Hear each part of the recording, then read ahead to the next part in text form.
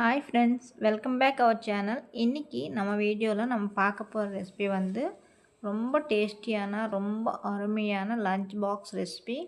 இது வந்து ரொம்ப டேஸ்டியாகவும் இருக்கும். இது பிரியாணி டேஸ்ட்டில் தான் இருக்கும். ஆனால் நம்ம தக்காளி சாப்பாடு செய்யும்போது டேஸ்டியாக எப்படி கொண்டு வரணும்னு பார்க்கலாம்.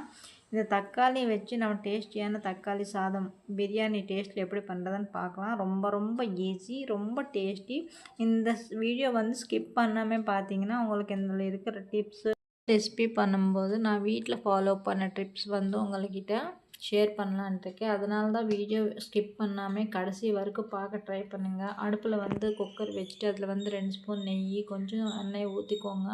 அதுக்கப்புறமா எல்லாம் கரம் மசாலாவும் போட்டுக்கோங்க. பிரியாணி இலை, பட்டை, கிராம்பு, இலாச்சி, கல்பாசி எல்லாமே போட்டுக்கோங்க. சோம்பு, அதே மாதிரி பச்சை மிளகாய் வந்து கட் பண்ணாமல் போட்டு விடுங்க உங்களுக்கு காரத்துக்கு தேவையான அளவுக்கு.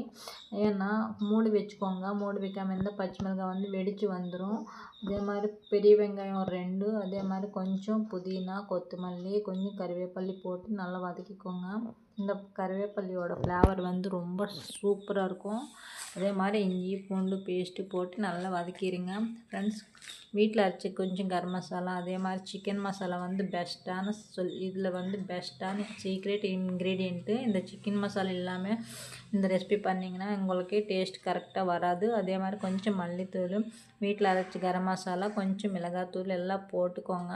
அந்த இலையெல்லாம் ஃப்ரை ஆனதுக்கப்புறமா, மசாலா எல்லாம் ஃப்ரை ஆனதுக்கப்புறமா இந்த பவுடர் மசாலா போட்டுட்டு நல்லா வதக்கிடுங்க. அதே மாதிரி ஒரு 3 தக்காளி வந்து பெரிய தக்காளி வந்து நல்லா கட் பண்ணி வச்சுக்கிட்டேன். இந்த மசாலா எல்லாம் ஃப்ரை ஆனதுக்கப்புறமா அந்த கட் பண்ணி வச்சுருக்க தக்காளி போட்டு நல்லா வதக்கிடுங்க. இந்த தக்காளி பச்சையாக இருக்கக்கூடாது. நல்லா வதக்கினதுக்கப்புறம் தான் நம்ம அரிசி போடணும். இந்த பச்சையாக இருந்தால் பச்சை வாசனை வரும். இந்த மசாலாலாம் எல்லாம் ஃப்ரை ஆனதுக்கப்புறமா பிரிஞ்சு மேலே வந்துடும் எண்ணெய். அந்த அளவுக்கு நீங்கள் ஃப்ரை பண்ணிக்கணும். அதே மாதிரி தேவையான அளவுக்கு உப்பு போட்டுக்கோங்க.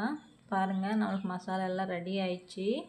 பார்த்திங்களா, எண்ணெய் வந்து பிரிஞ்சு தனித்தனியாக வந்துடுச்சு. இந்த நேரத்தில் நம்ம நீங்கள் வந்து ரைஸ் வந்து நீங்கள் ஊற வச்சு போட்டுக்கோங்க. நம்ம நார்மலாகவே போட்டுட்டேன். நீங்கள் ஊற வச்சு 2 டம்ளர் ஊற்றிருக்கேன். 2 டம்ளர் அரிசியில் 5 டம்ளர் தண்ணி ஊற்றணும். நிறைய பேர் வந்து தண்ணி ஊற்றிட்டு அதுக்கப்புறமா அரிசி சேர்த்துவாங்க. உங்களுக்கு எப்படி விருப்பமோ அப்படியே செய்யுங்க, ஒன்றும் பிரச்சனை இல்லை. நான் வந்து இந்த மாதிரி தான் பண்ணுவேன். அதனால தான் நான் இப்படி காமிச்சிருக்கேன்.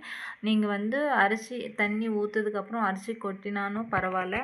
ஃப்ரெண்ட்ஸ், இந்த ரெசிபி நீங்களும் ட்ரை பண்ணுங்கள் ஃப்ரெண்ட்ஸ். ரொம்பவே டேஸ்டியாக இருக்கும். இது வந்து தக்காளி சாப்பாடுனே பிரியாணியாக எப்படி கொண்டு வருதுன்னு அந்தளவுக்கு டேஸ்டியாக இருக்கும்.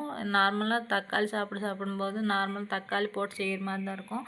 இது வந்து 2 ஃப்ளேவர் சேர்த்து இருக்கிறதுனால நம்மளுக்கு ரொம்பவே டேஸ்டியாக இருக்கும். நீங்கள் வந்து இந்த மாதிரி சின்ன சின்ன பர்த்டே ஃபங்க்ஷன்ஸு, அதே மாதிரி எங்கேயாவது வெளியே போனால் இந்த மாதிரி செஞ்சு கொண்டு போனால் உங்களுக்கு ரொம்பவே அந்த பிரியாணியோட டெம்ப்டிங் வந்துடும். ஸோ அதனால தான் இந்த ரெசிபி உங்கள்கிட்ட ஷேர் பண்ணிகிட்ருக்கேன். இந்த ரெசிபி நீங்களும் ஃபாலோ பண்ணி செஞ்சு எப்படி இருக்குதுன்னு எனக்கு கமெண்ட் செக்ஷனில் கமெண்ட் பண்ணுங்கள். அடுத்தடுத்த வீடியோஸ் வந்துகிட்டே இருக்கும். இந்த வீடியோஸ் உங்களுக்கு பிடிச்சிருந்துச்சுன்னா லைக் பண்ணி ஷேர் பண்ணுங்கள். இந்த நம்ம போட்ட வீடியோஸ் எல்லாம் உங்களுக்கு வந்து ரீச் ஆகிற மாதிரி இருந்துச்சுன்னா சப்ஸ்கிரைப் பண்ணி சப்போர்ட் பண்ணுங்கள் ஃப்ரெண்ட்ஸ்.